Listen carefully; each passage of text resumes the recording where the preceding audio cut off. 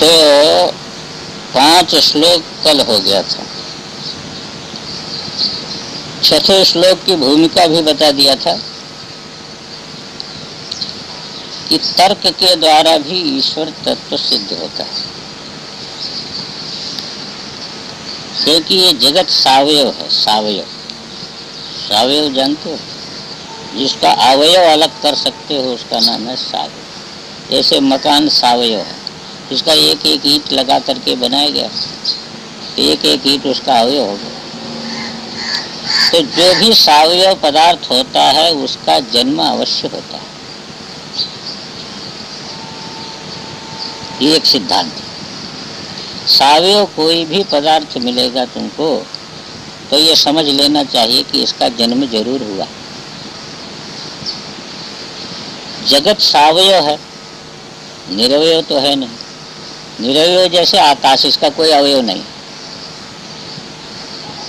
इसमें अवयव नहीं है।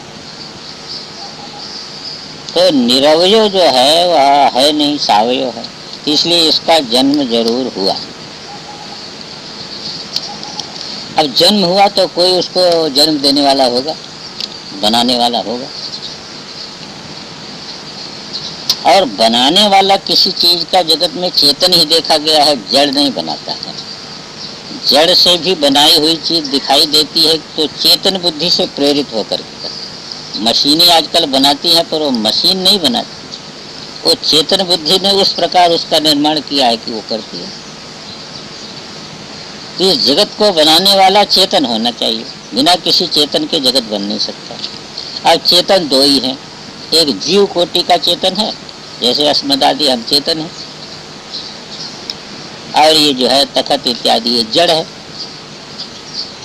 तो जीव यदि जगत को बनाया हो तो उसको सामग्री की जरूरत है, क्योंकि उसको तो मकान बनाने के लिए ईंटा लगता है, सीमेंट लगता है, सरिया लगती है, सब चीज रहती है। तो जीव तो बना नहीं सकता इतना विलक्षण जगत। तो जीव बना नहीं सकता तो फिर कौन बना? ईश्वर बना, क्योंकि चेतन में दो ही है, एक जीव कोटि है, एक ईश्वर है। तो जीव नहीं बना सकता है तो ईश्वर ने बनाया। इसलिए तर्क से भी निर्धारित होता है कि इस जगत का कर्ता ईश्वर है। किसी को कहा अजन्मानो लोका किमो वयवो भवन्तो कि जगताम अधिष्ठातारम किम भवभीतिरनादृत्य भवति। अजन्मानोपि लोका अवयवन्तोपि लोका किम अजन्मान। पुष्पवंताचार्य प्रश्न करते कि अवयव वाला जो ये लोक है क्या बिना जन्मे के हो गया? अपने आप तो नहीं हो सकता। अपने आप इतनी विलक्षण सृष्टि नहीं हो सकती, इतनी व्यवस्थित सृष्टि नहीं हो सकती है। आदमी देर कर देता है पर सूर्य अपने कभी भी जितना उसका टाइम है उससे 1 मिनट इधर उधर नहीं किया। आज जो है 1 घंटा बाद सूर्य उदय हुआ, कल 1 घंटा पहले उदय हुआ, ऐसा नहीं होता। तो आपने समय से उदय, तो कोई व्यवस्था करने वाला है तभी तो उदय होता है। अवयवंतोपि लोका किम अजन्मान। ये अवयव वाला जो लोक है क्या बिना जन्मे के हो गया? इसकी उत्पत्ति तो जरूर हुई। माने जो जो अवयव वाला होता है उसका जन्म जरूर होता है। तो जगत अवयव वाला है तो क्या ये बिना जन्मे को हो गया? मतलब जन्म जरूर हुआ। अच्छा, जब जन्म हुआ तो जगताम अधिष्ठातारम अनादृत किम भवविधिर भवति। इस जगत के अधिष्ठाता किसी चेतन के बिना क्या उत्पत्ति हो सकती है? मतलब नहीं हो सकती। ये सब आक्षेप है। अवयव उनको विलोका की मजन्माना, यानी जन्म जरूर है। जगताम अधिष्ठातारम अनादृत किम भवविधिर भवति। जगत के अधिष्ठाता चेतन को छोड़ करके क्या उत्पत्ति विधि हो सकती है? अब कहो कि उत्पत्ति तो हुई, जीव ने बनाया, तो अनीशो वाकुर्या। यदि अनीश बने जीव ने किया तो भून जननी का परिकर। इस जगत को उत्पन्न करने में उसको सामग्री चाहिए, तो पहले सामग्री कहाँ थी? इसके पास कीजिए, बनाया जगत। यतः जिसलिए मंदा तान प्रति संशयते। हे महादेव, ये मंद बुद्धि वाले आपके प्रति संशय करते हैं कि ईश्वर कहाँ है। अरे ईश्वर बिना ये हो ही नहीं सकता। यतः जिसलिए कि मंदाह मंद बुद्धि वाले त्वाम प्रति आपके प्रति संशयरते संशय करते हैं, यानी उनका संशय करना उनकी मंद बुद्धि का द्योतक है, वो अनुमान भी नहीं कर सकते, वो जगत की व्याप्ति को लेकर के अनुमान भी करने में कुशल नहीं है, इसलिए मंद बुद्धि वाले आपके प्रति संशय करते हैं। तो आपके प्रति जो है बुद्धिमान किसी प्रकार संशय नहीं कर सकता है। क्यों नहीं कर सकता है? कि युक्ति से भी यही सिद्ध होता है कि जगत को बनाने वाला ईश्वर है। अब ये देखिए कि ईश्वर की सिद्धि जो है यह तर्क के द्वारा भी ईश्वर को जो है वो सिद्ध करते हैं। आइए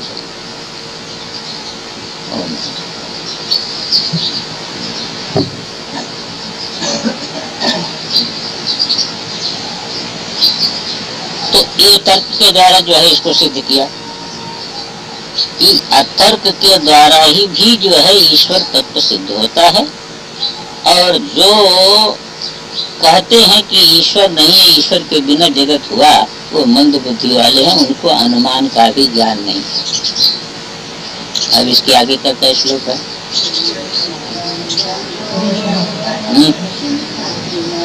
अरे बताओ, अरे वो तो हो गया।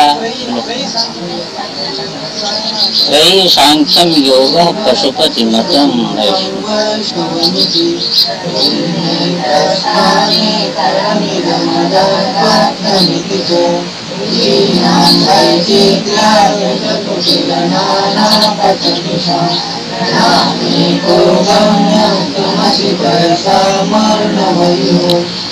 अब ईश्वर तत्व तो तर्क के द्वारा भी सिद्ध कर दिया। एक चीज ये है कि भारतीय परंपरा में बहुत दर्शन है, कई दर्शन, और सब अपनी सिद्धांत को ही सर्वोपरि मानते हैं। वैष्णव अपने सिद्धांत को सर्वोपरि मानते हैं, शैव अपने सिद्धांत को सर्वोपरि मानते हैं, गणपति जो है गणपति के उपासक अपने सिद्धांत को सर्वोपरि मानते हैं। तो ईश्वर इसमें है कौन? गणपति ईश्वर है कि विष्णु ईश्वर है कि ब्रह्मा ईश्वर है कि शिव ईश्वर है? कौन सा ईश्वर है? तो ये जो भिन्न भिन्न मत हैं, तो जब तक ये भिन्न भिन्न मत वर्तमान है तब तक कैसे किसी के बुद्धि में निश्चय हो कि ईश्वर यही है? तो उसी बात को यहाँ पर कहते त्रयी, एक त्रयी मत है। त्रयी नाम है वेद का। त्रयी किसका नाम है? वेद का नाम। वो तीन ही मानते हैं, ऋक यजुः साम, इसलिए त्रयी का अर्थ है वेद। वेदवादी लोग ऐसा कहते हैं कि वेद का जो है पाठ करो और वेद के अनुसार कर्म करो, उससे स्वर्ग की प्राप्ति होगी, वहाँ पुण्य खत्म हो जाए फिर आ जाओ और फिर जो है वह करो।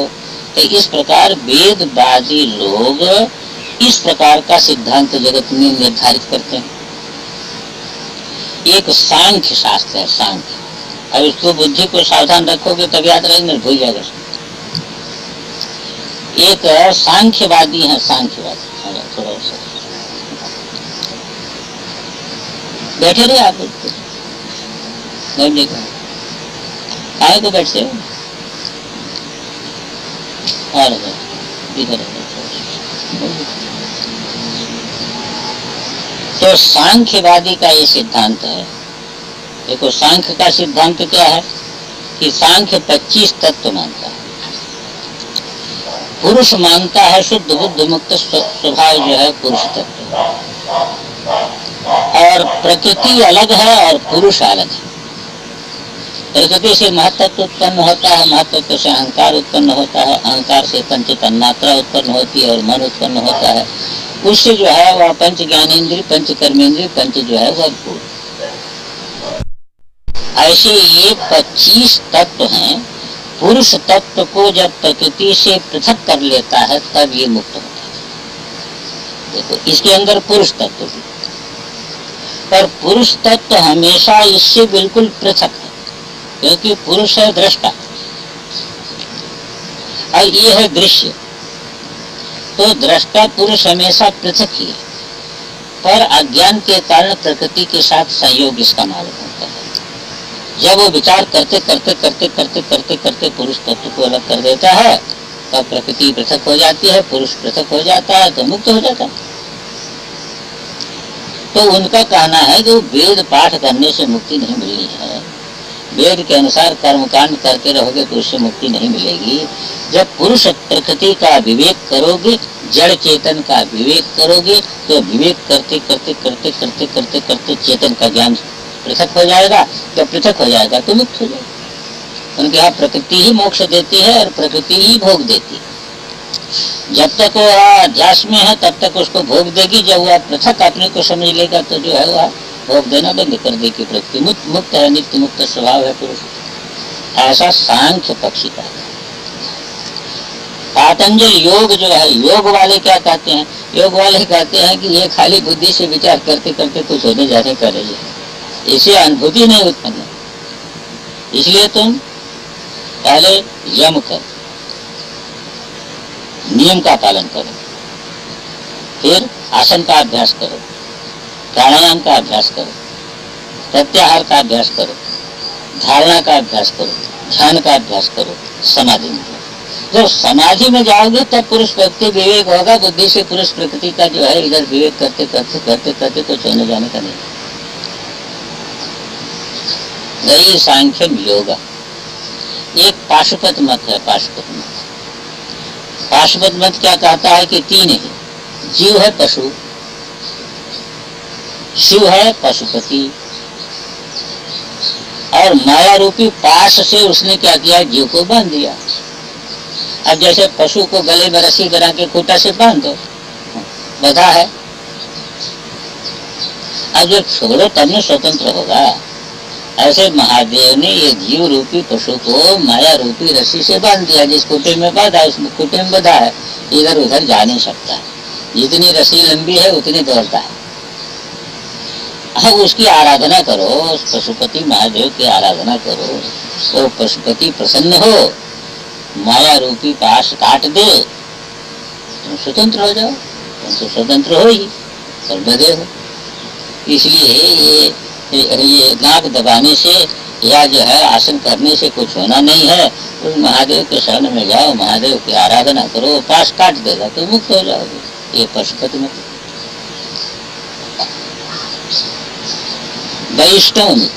वैष्णव लोग कहते हैं क्या पशुपति पशुपति। अरे पशुपति हमारा जो है स्वामी त्रैलोक के पति है, वो त्रैलोक के पति कल्याण कर सकता है, तुम्हारा पशुपति क्या कल्याण।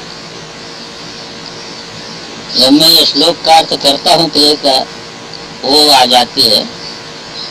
एक बार क्या हुआ कि लक्ष्मी गई पार्वती से मिलने, तो जब मिलते हैं ना, माताएं मिलती हैं, तो आपस में क्या होता है कि गृहस्थी में थोड़ा विरोध करते हैं। तो महादेव का एक नाम भिक्षु है, ये भी महादेव का नाम। तो आप पूछना था, लक्ष्मी को पूछना था कि महादेव कहाँ है, तो ऐसा नहीं पूछा। भिक्षुर को आस्ती, पार्वती से कहा कि भिक्षु कहाँ गए।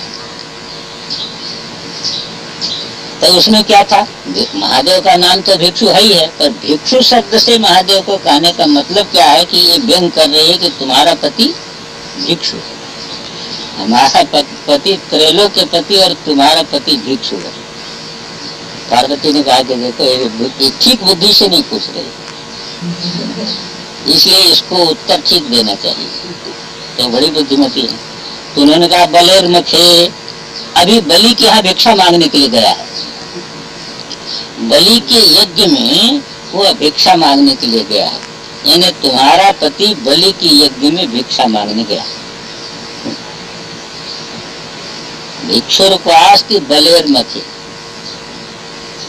तो लक्ष्मी ने देखा ये तो जो है काट दिया इसने।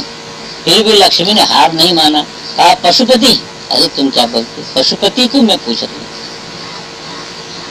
तो पार्वती ने देखा कि अभी भी बुद्धि इसकी ठीक नहीं है। अरे ऐसा कहती कि शिव जी को पूछ रहे हैं, ऐसा तो नहीं कहा। कहा पशुपति को, मेरा यानी तुम्हारा पति पशुपति है, मेरा पति त्रैलोक के पति है। तो पार्वती ने उत्तर दिया कि किम नास्ते सो गोकुले, क्या आजकल गोकुल में गौ नहीं चराता क्या? क्या पशुपति जो है आजकल गोकुल में गौ नहीं चराता? और लक्ष्मी ने देखा कि ये तो जो है वह यहाँ भी इसने थप्पड़ मार दिया, फिर भी हार नहीं माना लक्ष्मी ने। माताएं जल्दी हार नहीं मानती। तो उन्होंने कहा मुग्धे पन्नग भूषण। अरे भोली भारी पार्वती, मैं क्या कहती हूँ, तू क्या उत्तर देती है? मैं उस पन्नग भूषण को पूछ रही हूँ। पार्वती ने देखा कि अभी भी इसकी बुद्धि जो है, अभी भी ये कहना चाहती है कि तुम्हारे पति को कोई आभूषण नहीं मिला तो सांप का आभूषण बनेगा। पन्नग माने सांप का आभूषण धारण करने वाला जो है उसको मैं पूछ रही हूँ। तो पार्वती ने कहा कि सखितया सेते सतस्योपरि। अरे पार्वती, लक्ष्मी तुम क्या पूछती हो? अरे वो जो है पन्नग जो शेषनाग है, वो शेषनाग के सैया पर तो तुम जो है वह शेषनाग की सैया पर तो जो है वह तुम्हारा पति शयन करता है और तुम जो है वह उसका चरण दबाती हो, तो पन्नग भूषण तो वही है, तो उसके विषय में क्या पूछती हो? सखी तया शेते सत्योपर। तुम्हारे साथ जो है वो तो जो है शेषनाग की सैया पर शयन ही करता है।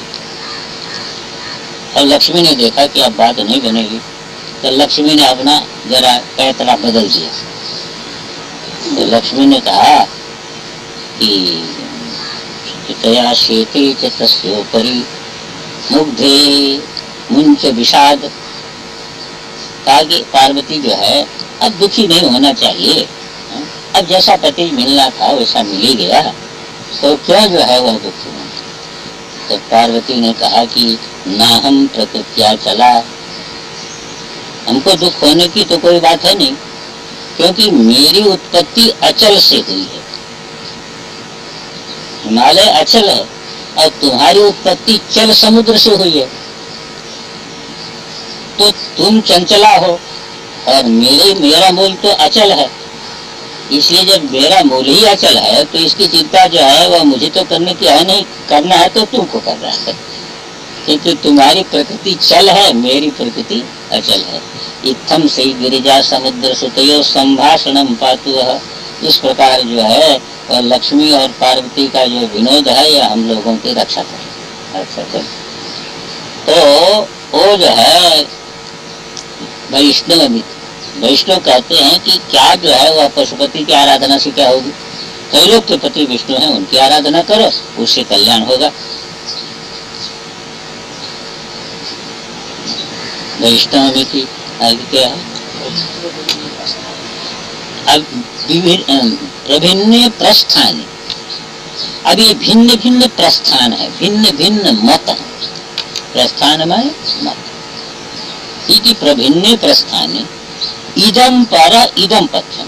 सभी क्या कहते हैं कि मेरा जो सिद्धांत है यही सर्वश्रेष्ठ सिद्धांत है और मेरा जो सिद्धांत है यही पथ्य है, इसी का सेवन करने से सबका कल्याण है। तो प्रभिन्ने प्रस्थाने परमिदमदः पथ्यमिति च। तो पुष्पदंताचार्य के सामने जब रखा कि इस प्रकार का जब सिद्धांत है तो ईश्वर का तो निर्णय होता ही नहीं, क्या कहा? तो कहा कि नहीं, ईश्वर तो एक ही है। रुचि नाम वैचित्र्या द्विज कुटिल दाना पथ जुषाम ऋणामे को गम्य स्तमसि पैसा मरण वही। अरे समुद्र एक, और उसी समुद्र का जल जो है गंगा बन जाता है, जमुना बन जाता है, कावेरी बन जाता है, तो नर्मदा बन जाता है, तो कृष्णा बन जाता है। तो ये मार्ग जो है, जितनी नदियां हैं ये समुद्र है, और भिन्न भिन्न जहां जिसको नजदीक है वहां जाकर के गोता लगाता हो, और उस नदी का आश्रय लेकर के पहुंचेगा कहाँ? पहुंचेगा जल वो समुद्र में, तो समुद्र में पहुंचेगा। इसी प्रकार ये भिन्न भिन्न प्रकार के जो मार्ग हैं इनका आश्रय लेने वाले भी आप में ही पहुंचेंगे। वो एक ईश्वर में ही पहुंचते हैं, दूसरी जगह नहीं पहुंचते हैं। मार्ग भिन्न भिन्न है। कहते रुचि नाम वैचित्र्या, कहते भिन्न भिन्न मार्ग क्यों पकड़ा, एक ही मार्ग। कहते ही जीव में रुचि की विलक्षणता होती है। किसी को दूध अच्छा लगता है, किसी को दही अच्छा लगता है, किसी को मिठाई अच्छी लगती है, तो किसी को मिर्चा अच्छा लगता है। तो रुचि की विलक्षणता से ऋजु कुटिल नाना पथविषाम, सरल और जो है टेढ़ा विभिन्न मार्ग से प्रीति करने वाले, दूसरी धातु प्रीति सेवन वाले, प्रीति करने वाले, उसके सेवन करने वाले निर्णाम मनुष्यों को त्वम एव एकः गम्य असि, आप ही एक गंतव्य हो। कैसे, पैसान अर्णव, जैसे सभी जल समुद्र को प्राप्त करते हैं, ऐसे किसी भी मार्ग से सभी जो है वह आप में ही पहुंचते हैं, दूसरा कोई गंतव्य है नहीं। अब टेढ़ा मार्ग क्यों कोई पकड़ता है, अरे ऐसा नहीं है। वो रुचि ऐसी होती है कि टेढ़े को सरल मानती है और सरल को टेढ़ा मानती है। किसी की योग में रुचि है तो उसको योग सीधा लगेगा और जप करना टेढ़ा लगेगा। और किसी को जप में पूजा में रुचि है तो उसको योग बड़ा टेढ़ा लगता है, ये कौन आसन बनाए, कौन कैसा बनाए, कैसे, उसको वो टेढ़ा लगेगा, ये सीधा लगेगा। तो ये रुचि की विलक्षणता है। तो रुचि नाम वैचित्र्यात् ऋजु कुटिल नाना पथजुषाम नृणाम, ऋजु और कुटिल भिन्न भिन्न प्रकार के मार्ग का सेवन करने वाले जो मनुष्य हैं, उनके लिए त्वम जो है त्वमेव गम्य, आप ही जो है वह आधार हो। कैसे कि पैसा मरण हो, जैसे सभी जल के लिए गंतव्य समुद्र है। इस प्रकार ये सिद्ध कर दिया। अब इसके बाद क्या है, अंगम परशुरजिनम भस्म फणिनः कपालम चेति तव वरद तंतोपकरणम सुरास्तां रेध्यं ददति तु भवद्भ्रूभृनिहितां नहि स्वात्मा रामं विषय मृग तृष्णा भ्रमयति।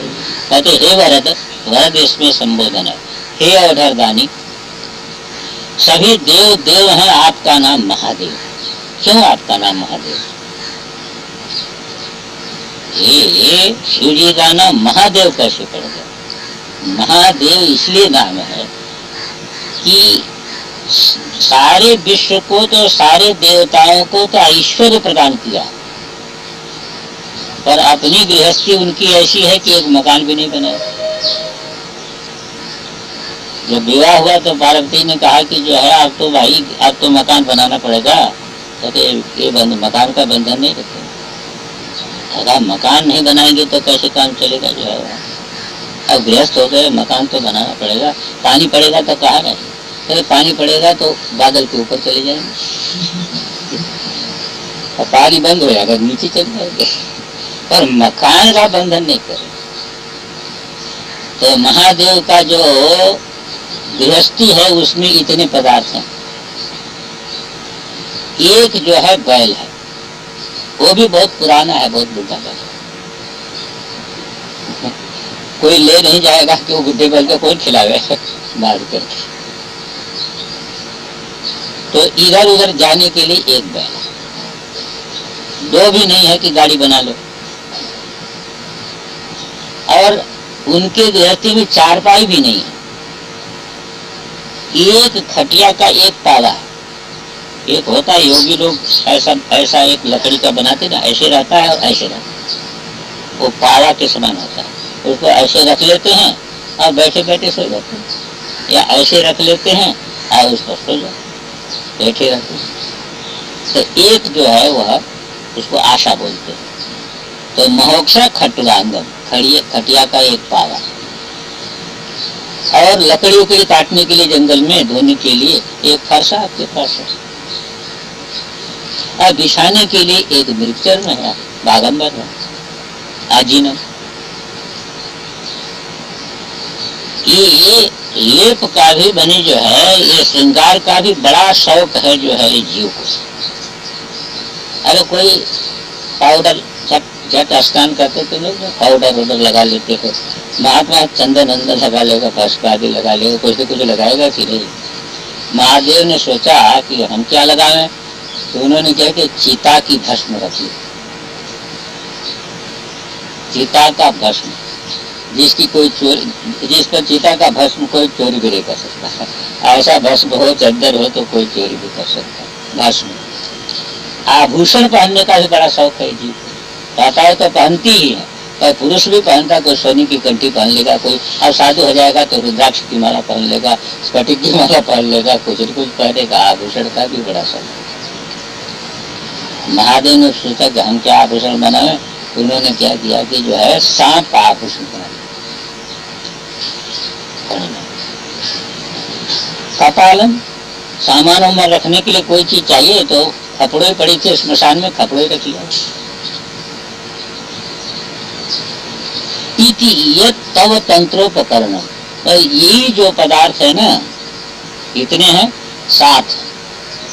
ये 7 पदार्थ जो है यही आपके गृहस्थी के सामान। आपके गृहस्थी में यही सामान दिखाई देते, दूसरा सामान तो नहीं दिखाई देते। इसका तत्वार्थ भी है, वह भी बताया। ताकि ये गृहस्थी का सामान है, तब तो महादेव बहुत गरीब है, फिर तो महादेव कैसे नाम हुआ? सुरास्ताम ताम रिद्धिम दधति तो भवदुभ्रू प्रणीताम।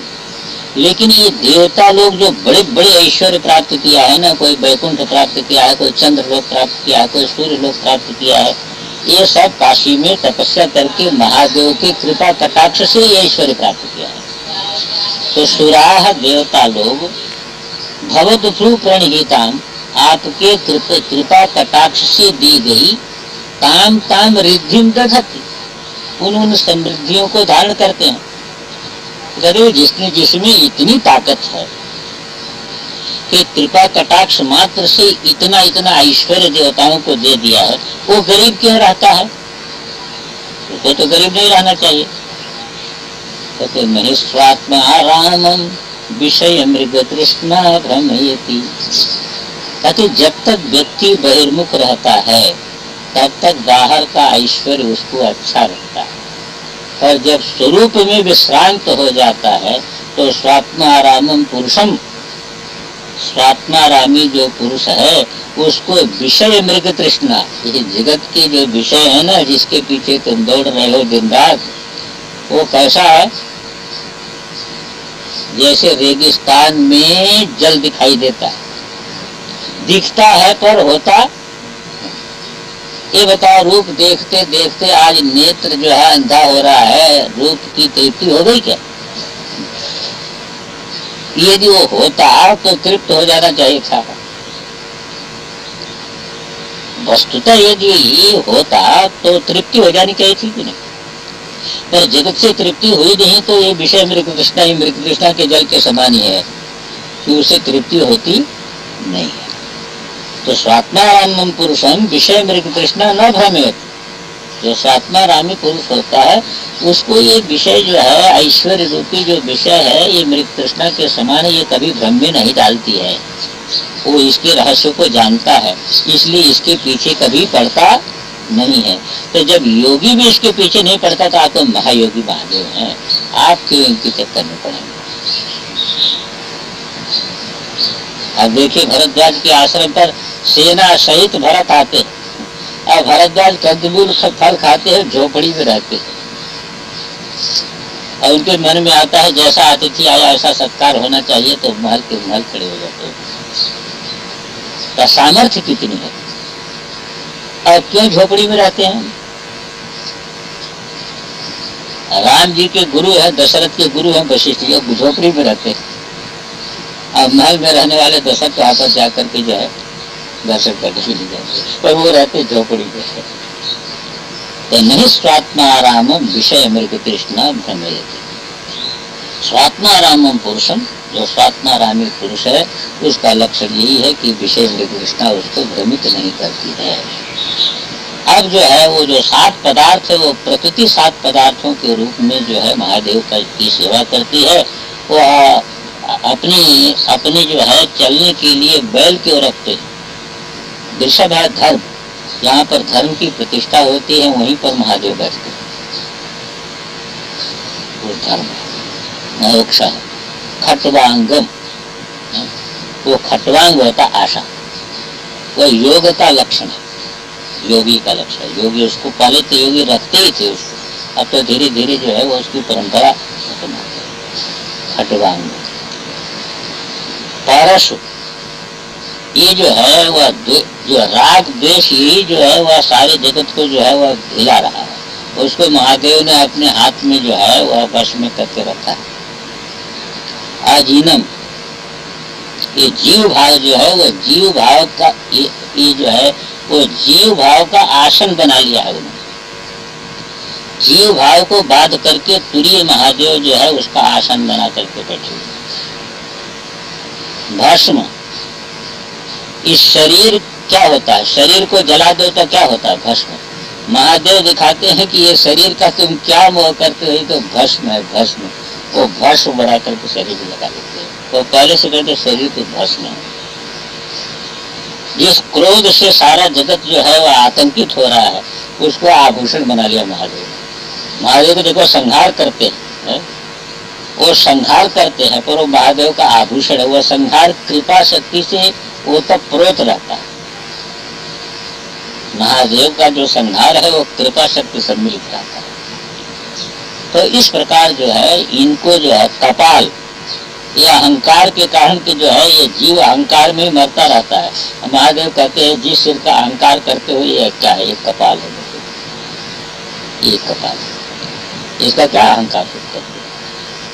इस प्रकार जो है महादेव की लीला है, इसीलिए उनका नाम है महादेव। सभी का नाम देव है, उनका नाम है महादेव। कि स्वात्मारामम पुरुषम विषय में कृष्णा न ब्रह्मयत्। अब आगे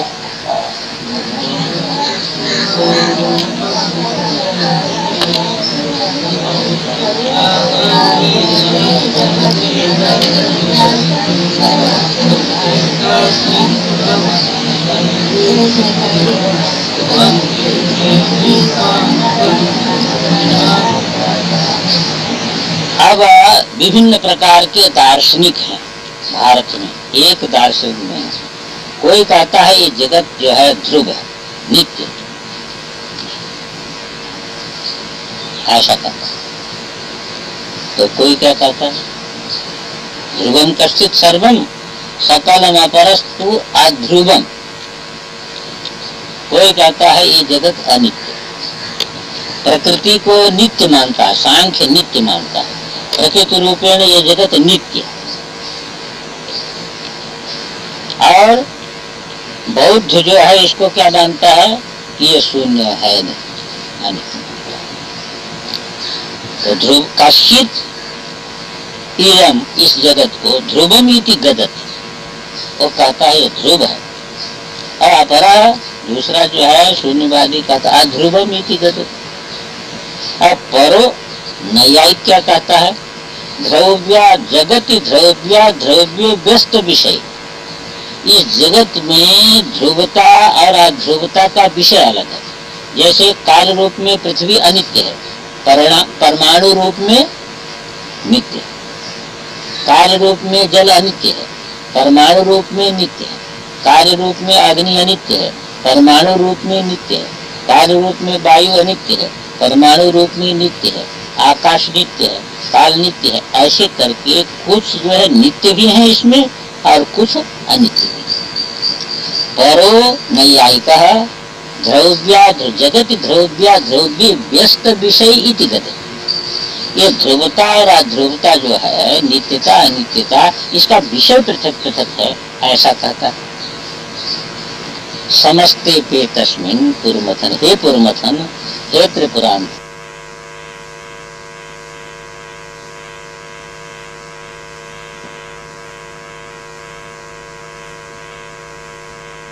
स्मृति वस्तुअन, अब उनकी मैं चर्चा करने लगा। उनके द्वारा आपकी स्तुति, विस्मय होकर के आपकी स्तुति करता हुआ न जिह्रेमी, मुझे लज्जा भी नहीं आती।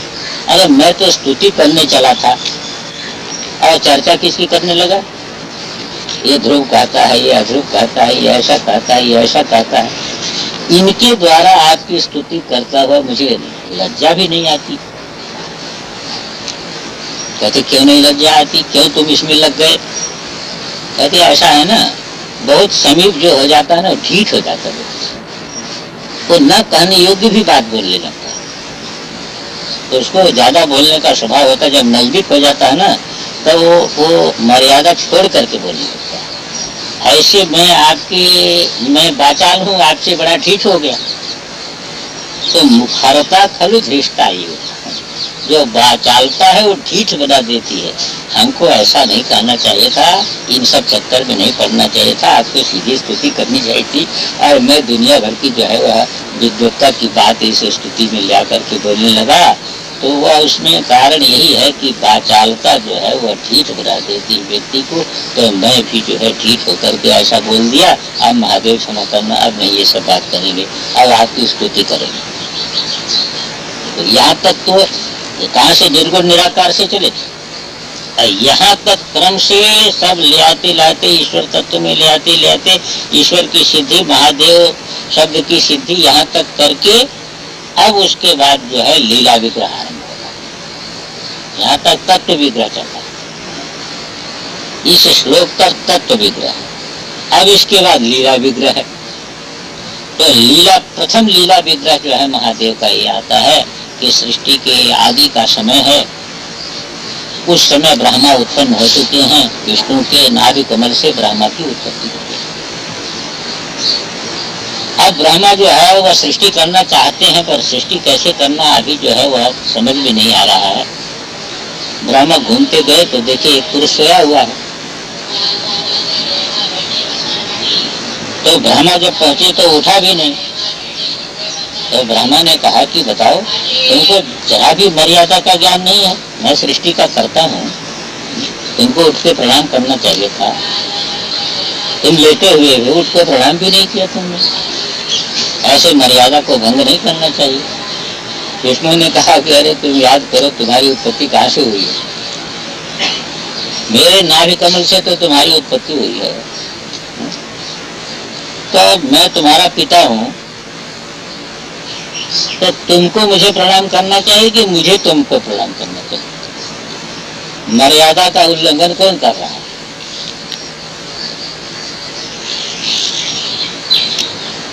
तो ब्रह्मा ने कहा कि नहीं, ये बात ठीक नहीं, सारे जगत को तो उत्पन्न करने वाला मैं हूँ, इसलिए मैं ज्येष्ठ श्रेष्ठ हुआ। तुम्हारी पूजा नहीं होनी चाहिए, मेरी पूजा। उन्होंने कहा मैं क्या करूँगा, अब लोग मुझे पूछते तो मैं क्या कर सकता। ब्रह्मा रजोगुणी, रजोगुणी में चालाकी ज्यादा है,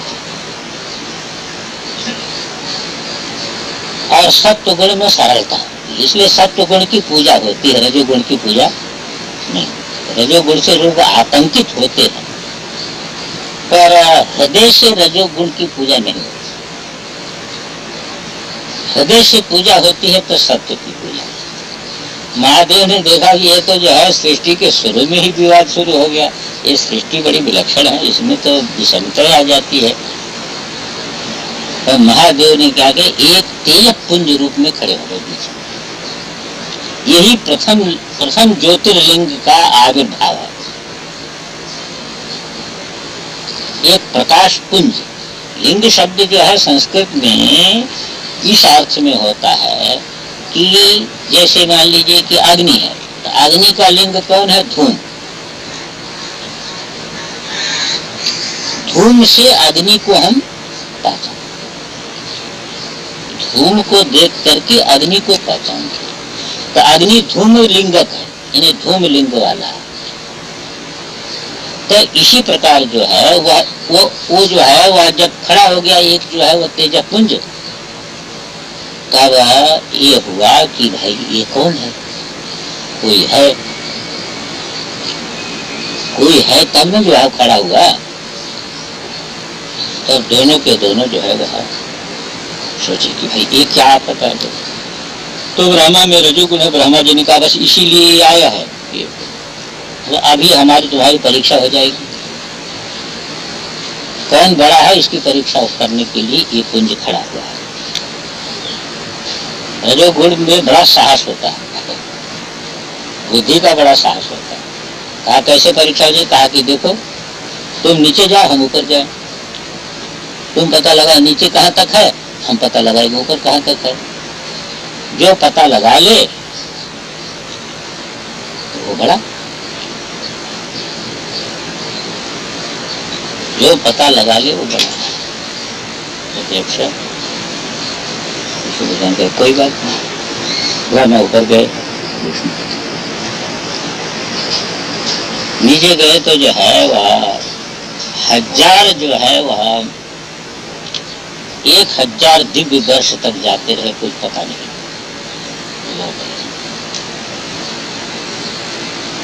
लौट आए तो जो है ब्रह्मा ने कहा पता लगाए, कहा कुछ पता नहीं, कहाँ तक है इसका कोई पता नहीं। ब्रह्मा ने कहा मैंने तो पता लगा लिया, वो रास्ते में कटा लिया एक फूल, और जो है वह गऊ को कटा लिया, वो गवाह भी बना लिया, कहा हमने तो पता लगा लिया, ऊपर पूजन करके मैं आया।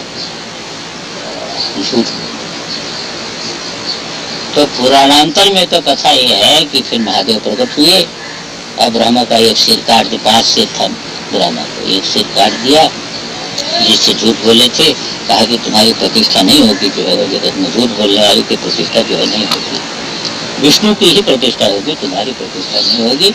तुमने जो है इस रजोगुण के कारण तुमने झूठ बोला है तो तुम्हारा एक सिर काट। लेकिन इसमें ये नहीं है पुराणांतर की कथा, इसमें यह है कि ब्रह्मा ऊपर गए पता नहीं लगा, विष्णु नीचे गए पता नहीं लगा, दोनों भाव से भर करके स्तुति करने लगे। जब स्तुति करने लगे तो महादेव प्रकट हो गए, महादेव का उनको दर्शन हो गया। इस प्रकार जो है महादेव आपकी जो है आपका लीला विग्रह कितना विलक्षण है।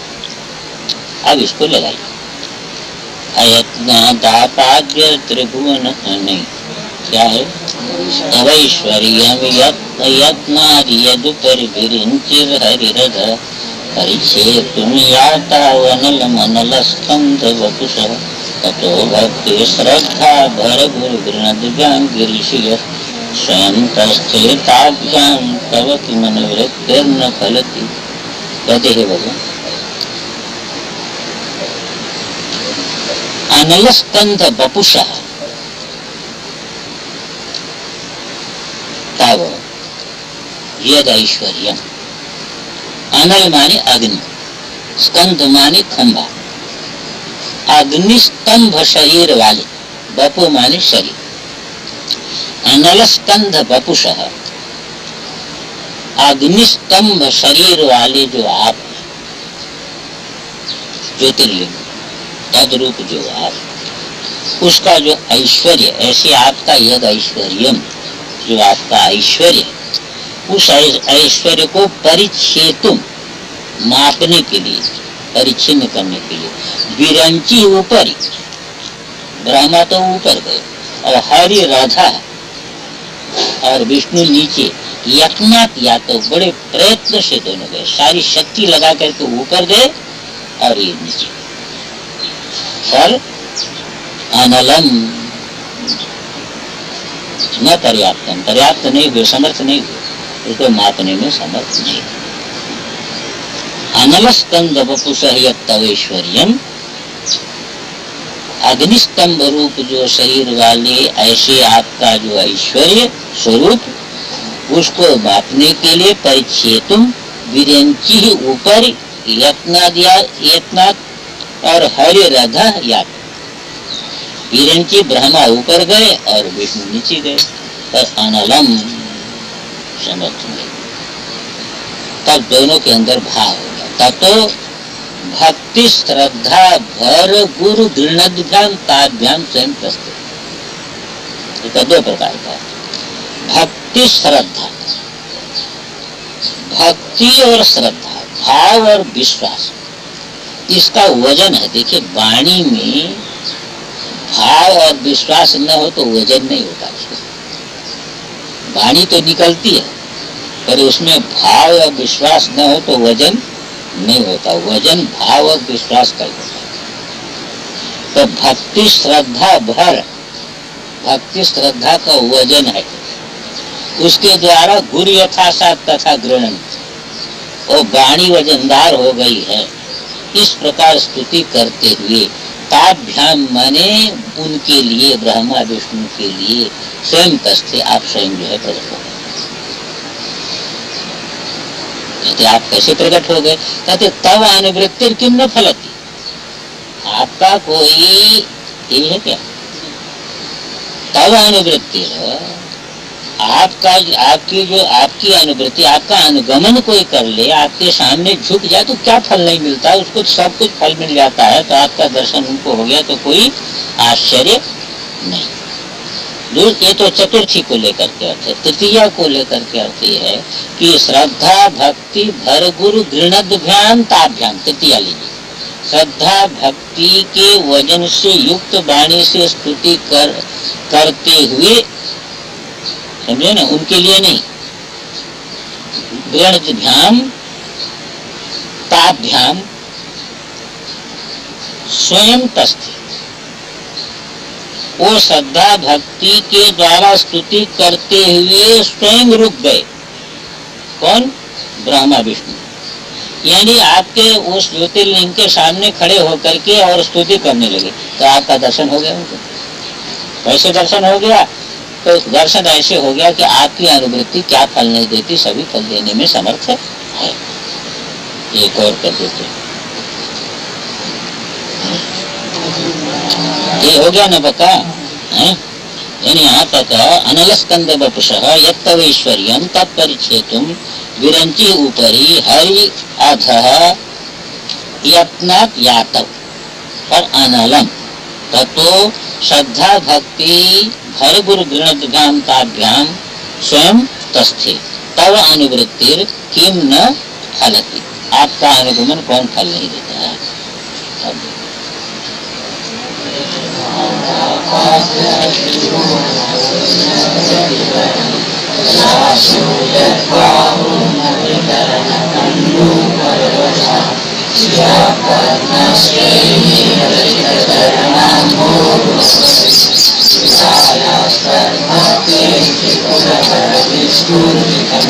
त्रिपुरार संबोधन। महादेव आप इसीलिए हैं कि देखिए, देवता भी आपके भक्त हैं और असुर भी आपके भक्त हैं। ये विलक्षणता है। देवता और असुर का आपस में वैमनस्य है, पर महादेव की भक्ति देवता भी, ब्रह्मा विष्णु भी करते हैं और रावण भी करता है, बाणासुर भी करता है।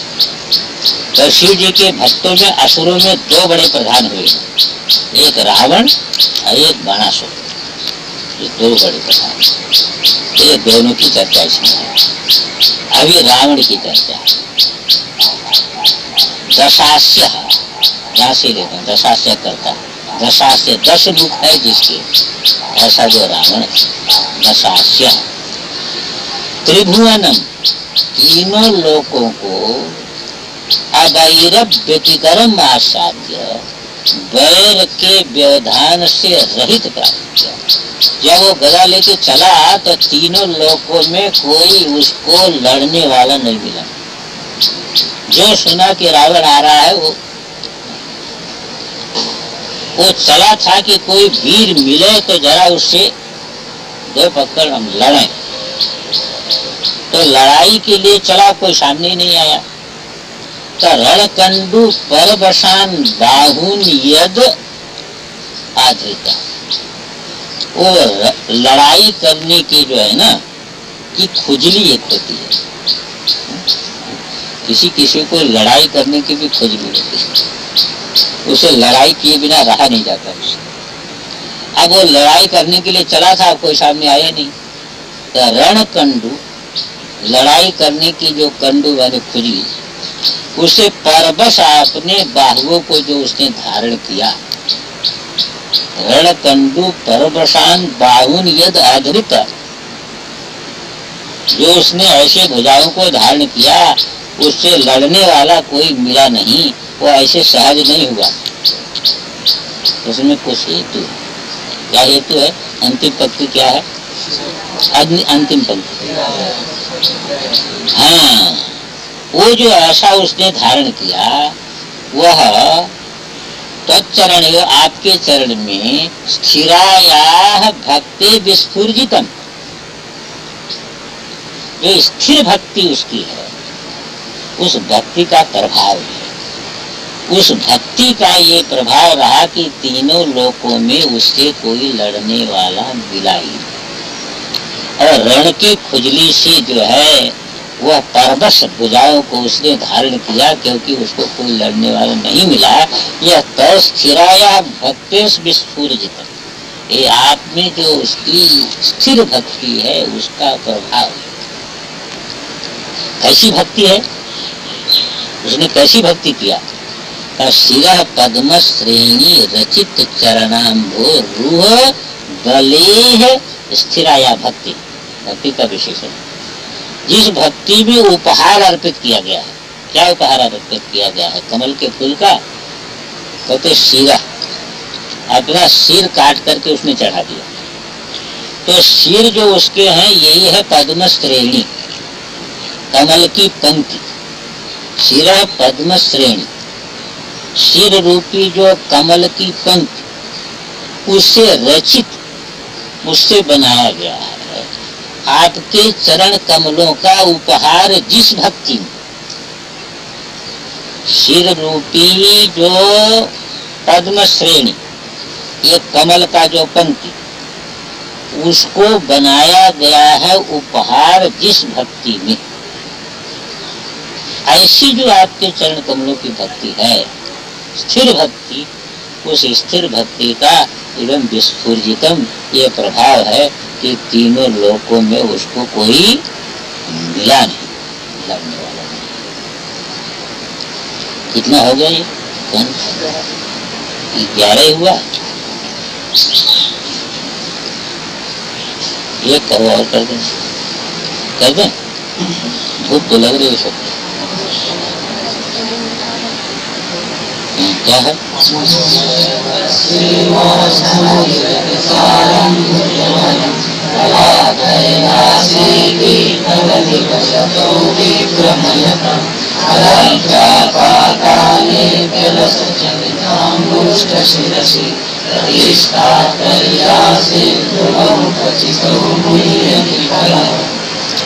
कहते हैं रावण इतना बली था कि कोई उससे जो है वह लड़ने वाला नहीं मिला। कहा बलि तो था, अब नारद जी मिल गए। नारद जी से कहा कि कोई है लड़ने वाला है, ये बताओ। अरे नारद जी ने कहा क्या तू जो है हाथ जो है खुजली, अरे खुजली तेरे तो मिट जाएगी तुरंत। देखो महादेव पक्षपात, तो महादेव को लंका में ले जाओ। क्या कैसे लिए? कहा कैलाश उखाड़ लो, अपने आप हाथ की खुजली मिट जाएगी तुम्हारी। कैलाश को उखाड़ो और ले जाकर के उसको लंका में रखो, महादेव तुम्हारे घर में हो जाएंगे। तुमको वहां से दौड़ करके यहाँ कैलाश आना पड़ता है। जच गई तो सोचा कि खुजली भी मिट जाएगी और महादेव भी अपने घर पहुंच जाएंगे। उसने जा करके जो है उसको कैलाश को उखाड़ने से,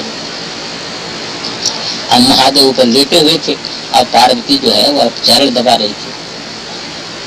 तो जब हिला पर्वत तो पार्वती भयभीत हुई, तो महादेव लेटे लेटे अपना जो अंगूठा है उसके कोने से जरा सा दबा दिया।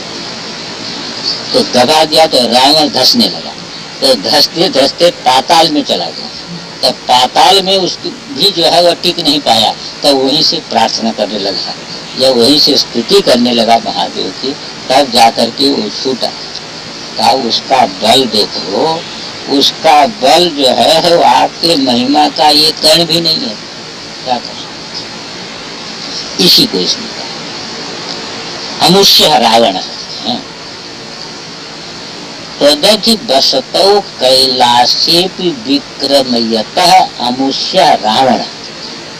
आपकी जो अधिवसति, आपके जो रहने का स्थान ऐसा कैलाश, उस कैलाश में भी विक्रमयतः अपना पराक्रम दिखाता हुआ ये जो अमुष्य रावण, कौन सा रावण है? तत् सेवा समधिगत सारम भुज बल, जिसने आपकी सेवा से अपने भुजाओं में बल रूपी सार प्राप्त किया है। अपने आप नहीं था उसमें, पर आपकी उपासना से जो है तत्सेवा सम्यक प्रकार अधिगत है सार, जिसमें ऐसा जो भुजबल, उस भुजबल को तद अधिवसत कैलाशे भी आपके निवास स्थान कैलाश में भी विक्रमयतः लगाता हुआ अमुष्य रावण, इस रावण की षष्ठी, इस रावण की प्रतिष्ठा पाताले भी अलग आसी, इसकी प्रतिष्ठा पाताल में भी नहीं हो पाती। कैसे हो गया? ये इतना बलशाली था और कैलाश को उखाड़ रहा था। कहते अलस्य चलिता अंगुष्ठ शिरस त्वयि, आप लेटे थे, आलस्य पूर्वक चलाया गया है पैर के अंगूठे का अग्रभाग, जिस ऐसे आप हो गए, आपने जरा सा अंगूठे का अग्रभाग दबा दिया। उसका फल क्या हो गया कि तस्य प्रतिष्ठा पाताले भी अलग आसी, उसकी प्रतिष्ठा पाताल में भी नहीं मिली। ये बड़ा आश्चर्य है कि आपकी कृपा से प्राप्त बल का आप पर कैसे उसने बल लगा दिया। कहते खलह उपचित मुहियत, जो दुष्ट होता है ना, उसको आप बढ़ा दो तो वह आपके उपकार को समझता नहीं, ये दुष्ट का स्वभाव होता है। तो जिसकी प्रकृति दुष्ट होती, खलह उपचितस्तम वर्धितस्तम मुहियति, मोहित हो जाता है, वो उपकार करने वाले का भी अपकार करने को तैयार। तो रावण की प्रकृति दुष्ट थी, आपे से प्राप्त किया बल और आपके ही कैलाश पर जो है वह उस पराक्रम को लगाने लगा, तो ये कृतज्ञता उसमें आ गई। तो कहते दुष्ट का स्वभाव होता है, इसमें कोई खास बात नहीं है।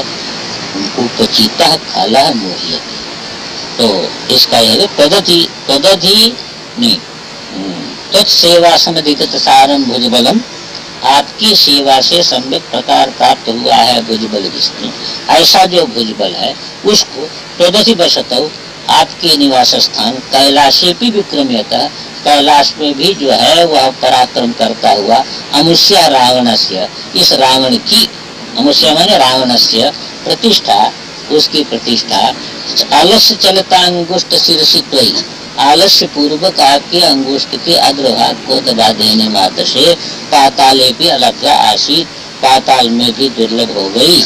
तो इसमें कोई आश्चर्य नहीं है।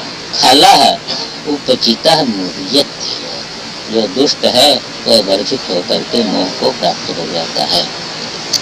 अब कल वहाँ पर जो वहाँ का कार्यक्रम है, कल प्रातः काल होगा, कल है ना, मठ में जो प्रवचन का कार्यक्रम है वो कल प्रातः काल होगा 7 बजे से, प्रातः काल 7 बजे से वहाँ होगा।